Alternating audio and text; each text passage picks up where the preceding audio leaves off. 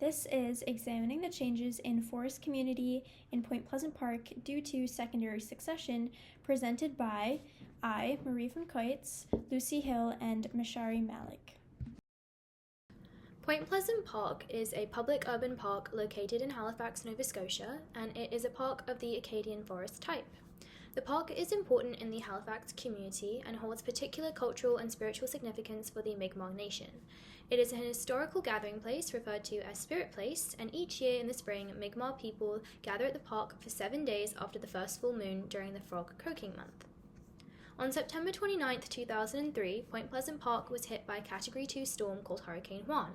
The storm greatly impacted the park, with 85% of the trees reported to be damaged. This huge disturbance consequently caused the park to be shut down for 8 months for restoration purposes.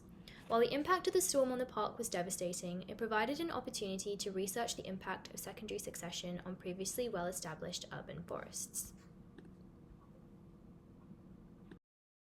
The objective of our study was to determine how the overall forest community of Point Pleasant Park changed over the past 20 years since Hurricane Juan. We explored the change in density of the dominant species in 2004 and 2024 and examined how our chosen community metric, which was species richness, changed over time. Our hypothesis was that species richness, species density, and the density of the dominant species red spruce and red maple would increase over time following the disturbance of Hurricane Juan in 2003. Listed here are some important definitions for our study. So secondary succession refers to changes that occur gradually in an ecological community after disturbances that do not change or add a new substrate. So hurricanes such as the one that impacted Point Pleasant Park are an example of secondary succession. Density refers to the number of individuals of a species in a given area. Species richness is the number of different species in a community. So linear regression analysis is a statistical method that we employed in this study on the data and is generally used to help predict outcomes by fitting a straight line to the data points. It helps visualize how changes in the independent variable affect the dependent variable. For our study, we worked in Point Pleasant Park, which was heavily damaged by Hurricane Juan. After Hurricane Juan, total species density shows a clear increase over time, with a positive regression slope of 7.9285 individuals per year. This indicates steady forest recovery. The rise in density is driven by classic post-disturbance succession. Canopy loss increased light, seed banks released stored seeds, and pioneer species rapidly colonized. This directly matches our hypotheses. Species density increased, and dominant species like red maple and red spruce are becoming more common. This matches our hypotheses that richness and density would rise over time.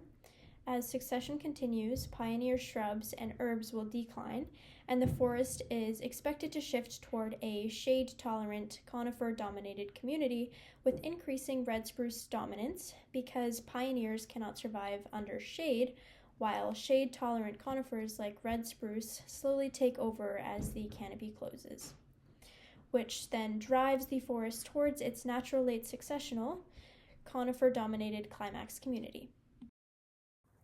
To add to our previous results on species richness and density, this Shannon diversity graph shows that the overall forest community has become more diverse from 2004 to 2025. In this graph, we see a clear increase in Shannon diversity over time, which means that the forest is not only gaining species, but is also becoming more even and structurally complex.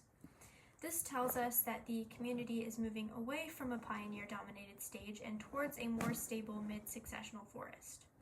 This occurs because after a major disturbance, like Hurricane Juan, early successional species dominate quickly, but over time more species develop and it all begins to level out. As the forest continues to develop, we expect a shift towards shade-tolerant late successional species like red spruce. These results support our hypotheses because richness, density, and overall community structure, including Shannon diversity, all increased over time. Both dominant species, red maple and red spruce, increased in density from 2004 to 2024. But red maple showed a much stronger rise. Red maple density increased sharply over time, and the trend was statistically significant. indicating high recruitment and rapid regeneration in the recovering forest. Red spruce also increased but at a slower rate, though still significant. These patterns suggest that red maple currently has a competitive advantage, likely because it grows faster, tolerates disturbance well, and responds strongly to increased light and soil nutrient following events such as Hurricane Juan and period of reduced human activity. Red spruce is recovering more gradually, which fits its life history traits as a slow-growing, mid to late successional species.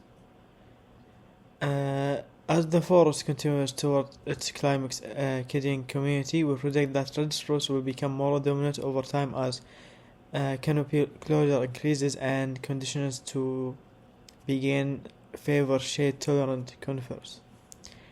The regeneration statistics support the reliability of these trends and demonstrate that long-term successional processes are shaping the dominant species dynamics in Point Pleasant Park. The species richness in Point Pleasant Park has increased over time following the secondary succession disturbance of Hurricane Juan in 2003. In this study, we measured species richness for the 6 most affected sites in the park, starting from 2004 to 2025. We used linear regression analysis to compare those values to determine the relationship between species richness and time.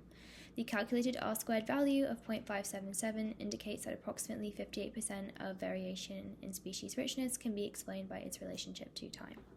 The equation shown in the graph shows a positive slope with an increased dotted trend line, which supports our hypothesis that the species richness would increase over time.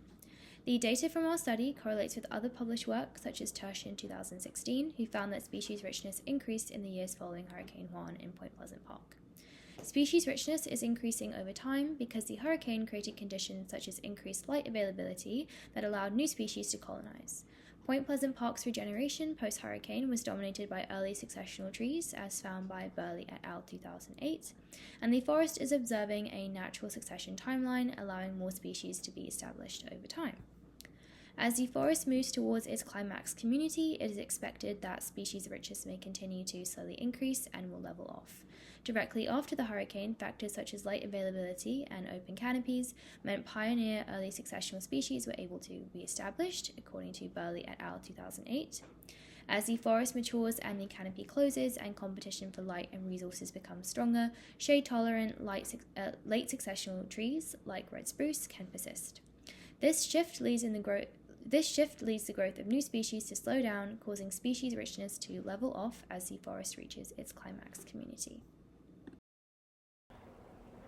Overall, our results show that Point Pleasant Park is currently in a mid-successional stage following the major disturbance from Hurricane Juan in 2003. Fast-growing species like red maple continue to dominate the early stages of recovery, while late successional species such as red spruce are slowly increasing, which is what we would expect as the forest matures. Our community metrics, both species richness and total density, show strong upward trends, indicating steady regeneration across the park. However, because this is an urban park, human activities such as foot traffic and trail use can slow or redirect natural succession process. Management actions, including replanting and limiting of trail movement, help support recovery and guide the forest toward a healthy climax community. Finally, using a two-eyed seeing approach reminds us to combine ecological science with Mi'kmaq knowledge. This perspective helps us understand how storms like Hurricane Juan distribute the forest, and how culturally informed strategies can support long-term renewal. So we would like to thank Dr. Alison Schmidt and Professor Joanna Zagoras, who prepared information regarding the background of this experiment and organised the study to take place. Thank you to the rest of the BIOL 2060 teaching team of Dalhousie University who helped prepare the data to be analysed. And thank you to all past and present BIOL 2060 students of Dalhousie University who contributed with the process of collecting the data. Dalhousie University is located on the ancestral and unceded territory of the traditional Mi'kmaq people, and we are all treaty people. Here is our list of references, and thank you for watching.